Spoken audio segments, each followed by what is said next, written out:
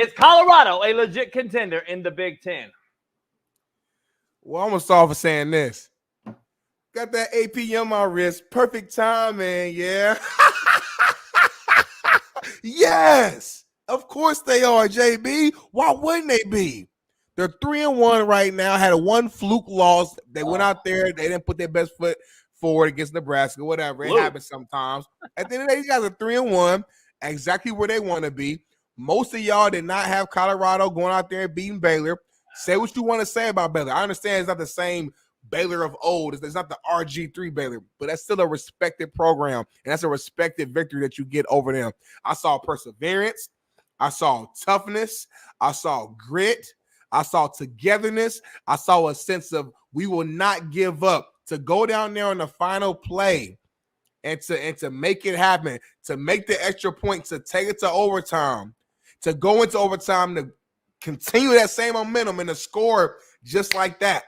And then right when it felt like you about to go to double overtime, you're the best player in the world, the guy who can do it all, Travis Hunter, flew down, boom, knocks the ball out, game over. It was a storybook ending to a game, and those moments and games like that are the ones that can really bring a team together even more. Yes, they are true contenders in the conference, and I think they just got better this past weekend. I believe that. Yeah, I don't think they got better at all. I think they are who they are. That's just what I think. They are who they are. Baylor lost that game over Colorado winning the game. Sometimes, like you say, two things can be true. There's two things can be true. Baylor lost the game. Colorado did not win it. I've never seen worse defense by a defensive head coach in my entire life. Either as Eric Weddle, either has Shaun King, either has many other NFL guys I spoke to over the weekend. I've never seen worse defense played to end a game. And I got to be honest, Smitty, you got to answer this honestly, homie. Don't come on here faking the funk. Have you? I'm going to ask you straight out. Have you? It was some bad defense. No, it's not about bad defense, homie. It was absolutely an embarrassment and a fireable offense, in my opinion. And I like Dave Aranda, but I'm going to tell you, since he's been a head coach, their defense has been fucking garbage. And I'm going to be honest, you can't be a head coach and a defensive-minded guy and go back and be this bad on defense, especially at the end of a game after a timeout when you have time to sit here and say, okay, this is what we're going to do. We line up at the goal line and we bat any balls down. That's common sense, JB. We don't bat them up, Smitty, because when we bat balls up, they get reflected, deflected, and touchdown. Look at this right here. Why are those two safeties in the fucking gallery? Why are Let me ask you, as a coach, JB, do you think that they were coached to do that, or they were just out there just in no man's land, just not paying attention to where they're at? Well, listen, if you're not coached to, then you're allowing it. Somewhere down the line, you're allowing it. Because I'm just telling you right now, there's no fucking way. Look at this guy backpedaling. He's almost out of bounds, looking like Dan Orlovsky. Look at how bad that is right there, Smitty. So let's let me coach it up for everybody out there that don't understand it. They're supposed to be at the front of the goal line. So when that ball comes right there, guess what, Smitty? Yeah, it would have been easy. Why are there two, not only two, there's three guys in the back of the end zone? And I'm trying to figure out why they put the corner one-on-one. Yeah. And they missed. Those are missed tackles, by the way. Not he got out of it. We're gonna have Matt on, so I'm gonna also defend Shedeur Sanders in some ways too, because I'm gonna keep it honest and real. I thought he performed a nutty gutty performance. I thought he was still there at the end. He didn't give up. He got hit a few times that I thought were good hits. That old school. You're supposed to get hit as a quarterback and throw the ball. He got hit a few times. But I just don't see any transformation in him. I don't see where you guys really think he's the best quarterback in the country. Not even close. I don't see him in the NFL. Not even close. And I see an offense that just is running a 7-on-7 package out there who sprinkles the run game in on occasion. And you guys see that play against a horrible defense and think that it's like they beat Alabama. They stormed the field, Smitty, after beating an unranked Baylor team. It's because how the game went, JB. It has nothing to do with who they were playing. Like to win in that fashion at night, like the prime game. So come on now, that's a big time win for that program. And to beat a Baylor at the end of the day, I understand Baylor's look not at like I'll the rewind best a in the little world, bit. but they're still This, Baylor. Like at some point, JB, you got to respect the win. Like it's like, all right. You play football. Look at this though. Just think about, fathom this right here, Smitty. Like, why is there nobody at the goal line, homie? It makes zero sense. You play football, and why is this guy driving? Why is this 24 in drive phase in the back of the end zone? Why, Smitty? Why is he seriously? My bad. Hold on. Smitty, you hear me? Keep going. Keep talking. You hear me? Yeah, I got you. Why is this motherfucker in drive phase downhill versus back pedal to bat the ball? I'm trying to figure out. You're at the goal line on a Hail Mary, homie. This isn't fucking, this guy's not running down to the goal line and you're trying to go meet him. This is a Hail Mary. Your heel should be on that goal line. Like I mean, listen, I have no idea why he was doing that, if he was coached to do it, if he made him, regardless, even just as a player with common sense, guard the goal line. Like that's where once the ball crosses it, it's a touchdown. Like, why are you in the back of the end zone? Like you about to run a 110. It makes zero sense. I'm with you, but at the end of the day, my head coach would always say this: control what you can control. If I'm the Colorado Bus, if I'm Deion Sanders, if I'm the wide out here, if I'm Shador, I can't control the mistakes or ineptitude that the other team does. Only thing I can do is make my plays and do what I'm supposed to be doing. And that's what they did. They made the plays. Two things can be true. It can be bad defense, but it also be a great offensive play in that moment. And again, that play didn't win the game. They still had to go to overtime and drive down the field and score again. So if Baylor wanted to make it up and still go, show that they're the better team, they had an overtime to do that. But they didn't do it. So at the end of the day, Colorado made more than enough plays to win the game, and that's the name of the game. All I'm saying is I'm on both sides of the ball. But we got to give them that respect. Because when they beat North Dakota State, well, North Dakota State ain't the same powers as they used to be. Then they beat Colorado State. Colorado State might be the worst team in the country. Then they beat Baylor. Well, Baylor makes some stupid ass plays, the worst defense I've ever seen. At some point, it's like, well, damn, like, are you gonna count any win they get? I mean, they're gonna be 7-5. Well, like, come on, JB. You got to give a little bit of credit where credit is due. They 3-1. That's good. They were 3-1 last year too. Same time. I understand that. So I'm saying right now, where we're at right now today, that's good. Let's just be clear. Let's be clear. Y'all were talking the same stuff last year where they're 3-1. I said they're not a good team.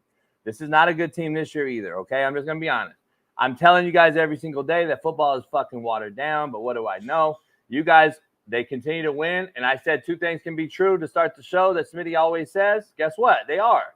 They're 3-1, and we need to start making sure that we talk about Travis Hunter much more than Shador Sanders, because every single play that is a meaningful, impactful one, it's Travis Hunter that makes it, not Shador Sanders. We look at Shador Sanders for throwing that last ball, and now we're like, oh, shit, this guy threw a Hail Mary up there, and he's the greatest thing of all time. He threw for 330-something yards, and all the balls that he threw, and I would love to break it down. I'm waiting on trying to get the film from my buddy at DV Sports so we can show it Wednesday. Everything he threw was a deep ball. Everything was deep, post, cover two, by the way, Mina. He beat a cover two. There was no on-time throws. This guy takes a drop, and I told Smitty on a text, I said, watch his drop. He never hits it. Never hits his fifth step, third step, hits his foot in the ground, puts it in the ground, climbs the pocket. He's always drifting. It's like 7-on-7. He takes the ball. He's always drifting. And he just throwing it up. He got several PI calls late, throwing it up. He just runs around back there. Listen, Travis Hunter needs to actually get more credit.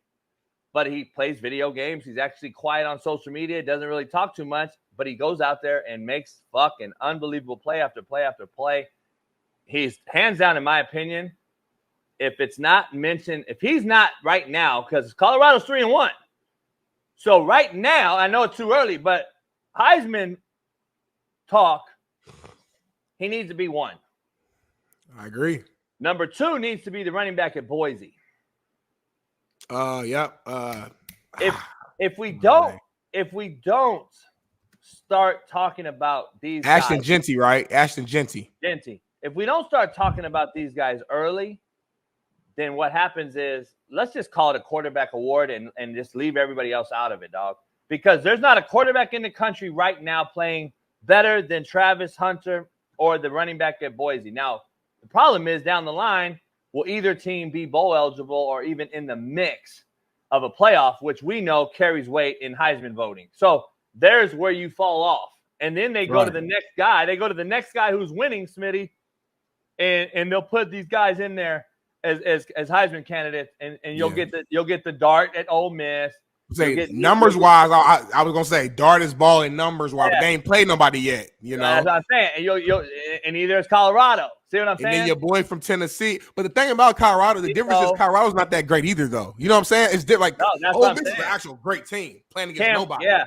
Colorado's an average team playing, so it's different. Yeah. It's different. You're gonna have Cam Ward in the discussion. You're gonna have Nico in Tennessee. You're gonna have it's all quarterbacks though. That's gonna be the discussion. If you don't Big 12, sorry. If you don't get these guys mentioned early and often, I just think we're setting up these kids for failure. It's a bad – I just think it's literally a quarterback award, and we just need to start saying that. Because if Travis Hunter and Genty's not mentioned right now, which I don't see, it's a travesty. Because Colorado's 0-4 probably without Travis Hunter, to be honest. And Boise don't play Oregon like they did. They probably don't beat the teams that they beat.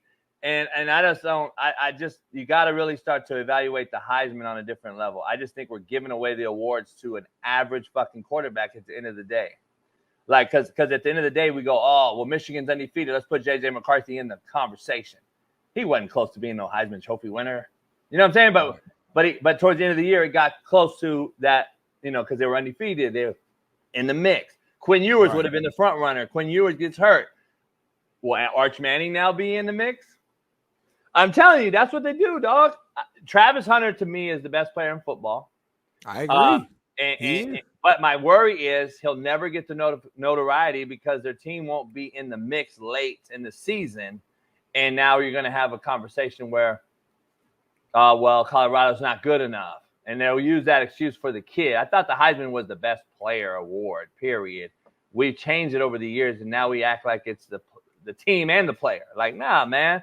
We got to stop. We got to stop. I'm a quarterback, and I just don't agree with the quarterback. Make it a separate award or something. I don't know. But anyway, that is what it is. I don't believe Colorado's a legit contender in the Big 12. We'll break that down. I see 4 more wins on their schedule. So, I mean, we'll see. I don't see that. I don't see 4 more. We'll see, though. Let me ask you this. On the other side of the ball, Baylor, do you you think Dave Aranda's seat is a little hotter today after that? That's a game. Let me ask you. Let me tell you guys how coaching works real quick. And I know Smitty's probably heard these conversations by his old coaches and other people. When coaches are in private meetings and have certain discussions, they not only meet with their athletic directors and presidents about certain things. Within those parameters and discussions, there's certain topics that are non-negotiable. So there's a list of non-negotiables when you take a job. Okay. Right. There's on the field non-negotiables and off the field non-negotiables. Off the field non-negotiables could be a DUI for your staff, your assistants, or yourself. You're the head of this whole thing. So if your assistants do something, guess who it falls on? You. The R word in the dorm by a player. You could be a Title IX school, automatic expulsion, and the head coach could be fired. There's non-negotiables within your institution when you're hired. I'm just telling you. Then there are negotiables, okay? Last night on the field non-negotiable, or Saturday night on the field non-negotiable was that game, how they lost.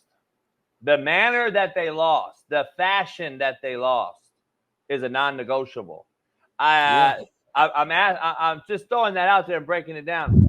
I want to know if you think that Dave Aranda, since he cracked the non-negotiable on the field, should be in the hot seat, or do you think he already is and they all know it already?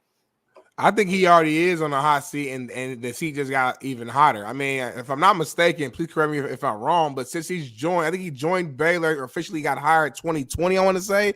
So 2021, I think might have been his first full season, if I'm not mistaken. 2021 had a hell of a year. Baylor went, I want to say they went 12-2. And then from there, it's just been a downhill slump, 6-7, 3-9. And then I think right now they're 2-2 is their record this year. So like, I'm looking at the fact that they're going down. The record, they're not getting better, they're getting worse. And then when you couple that with the loss like this and bad coaching like this, or what looks like bad coaching, and like you say, either you're coaching or you're allowing it. There's no reason why players would even think to go in the back of the end zone, because if you're a really good coach, you would have coached that up so well at practice and gave them hell for making that mistake previously that they're conscious, their subconscious wouldn't even allow that to even happen. So you got to blame him, and I think they're looking at this like, man, all right, you can't even beat an average Colorado team. Then what should we expect the rest of the schedule? You won 3 games last year, so yeah, I'm with you, man. I don't know. It's I think his seat got hotter, but it was already hot.